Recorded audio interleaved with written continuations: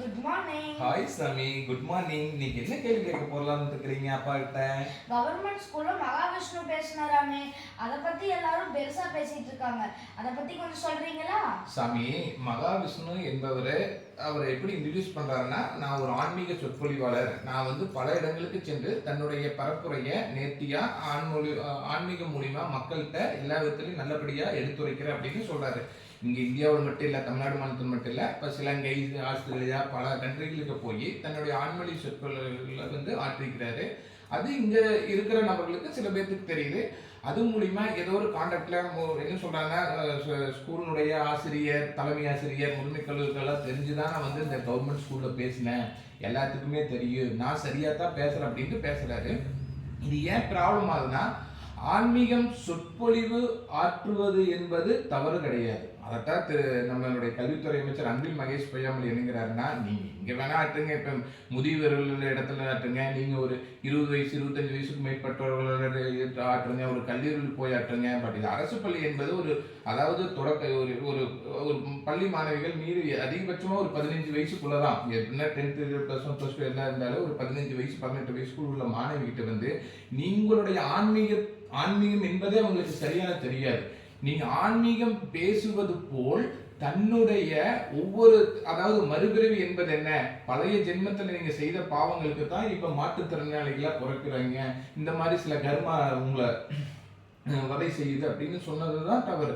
அதாவது ஒரு ஆன்மீகனுடைய அடிவாதமே தெரியாத ஒரு பள்ளி மாணவிகளிடம் இதை பத்தி பேசுவது தவறு, நீங்க பேசும் இடம் தவறு. அதனாலதான் அவர் ரொம்ப டென்ஷன் ஆயிட்டார் கல்வித்துறை அமைச்சர். காரணம் என்ன, நான் ஒரு துறையில இருக்கிற, ஒரு துறை சார்ந்து இருக்கிற ஒரு அமைச்சர் இருக்கிற துறையில இப்படி ஒண்ணு எனக்கு தெரியாம நடந்திருக்குது, இது ரொம்ப வருத்தப்படுறதுக்கு காரணம் அதுதான். அதாவது நீங்க சொற்பொழிவு ஆற்றுறத கூட தெரியல, நீங்க ஆற்றின இடம் சரியில்லை. அதனாலதான் என்னங்கிறாங்கன்னா, அது நீங்க எந்த விதத்திலையும் காயப்படுத்தாம எல்லாத்தையுமே நீங்க காயப்படுத்த மாதிரி இருக்கு. அவங்களுக்கு மரிஜன்மம் என்னன்னா தெரியாது, பாவனை என்னன்னா தெரியாது. அதைத்தான் ரொம்ப அந்த சங்கரங்கிற ஒரு அதுல ஒர்க் பண்ற ஆசிரியர், அங்க ஸ்கூல்ல ஒர்க் பண்ற ஆசிரியர் ரொம்ப வேதனை அடைஞ்சு பண்ணனாலதான் இது ஒரு வீடியோ மக்கள்கிட்ட பரப்புரையாகி ரொம்ப இது தவறற்ற கருத்துக்களா மாறி பெரிய ஒரு பிரளயமாகுது.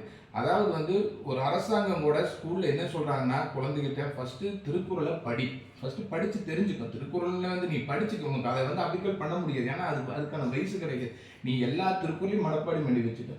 ஒரு 18 வயசுக்கு மேல உன்னுடைய பள்ளி வாழ்க்கை, கல்லூரி வாழ்க்கை, உன்னுடைய ஒரு இடத்துல ஒரு தொழில் செய்யற இடத்துலயோ இல்ல வேலை செய்யற இடத்துலயோ சில நிகழ்வுகள், தவறான நடைமுறைகள், சிந்தனைகள் எல்லாம் மாறில உனக்கு ஒவ்வொரு திருக்குறளா நீ ஞாபகப்படுத்து. அப்ப அசைப்போடும். அப்ப உனக்கு அந்த வாழ்க்கையில ஒவ்வொரு கஷ்ட நஷ்டங்கள் சூழ்நிலையில அந்த ஒவ்வொரு திருக்குறளா உனக்கு உதவி செய்யும். அதைத்தான் சொல்லிக்கிறேன். நீ பள்ளி மாணவிட்டு போய் நான் அது இது நான் அப்படி ஆன்மீகம் பேசுவது தவறு. ஆன்மீகம் நீ பேசு, நீ ஒரு பெரியவன்ட்டு பேசு, நீ எல்லா இடத்துலையும் பேசு. அதைத்தான் அவையார் கூட சொல்லிக்கிறார், அறம் செய்ய விரும்பு. அறம் செய்ய போங்க, அந்த அளவுக்கு என்ன தெரியும், அறம் செய்ய விரும்பும். அதை நீ குறிப்பிட்ட வயதுக்கு ஏற்பட்ட உன்னுடைய வாழ்க்கையோட பல நடைமுறை மாற்றங்கள், பழக்க வழக்கங்கள், சூழ்நிலைகள் மாறும்ல, அந்த சூழ்நிலையில நீ அதை உன்னுடைய வாழ்க்கையில ஒரு நடைமுறைப்படுத்து அப்படின்னு சொல்றாங்க. இதுதான் சாமி சொன்னதாங்க. நன்றி. ஓகே.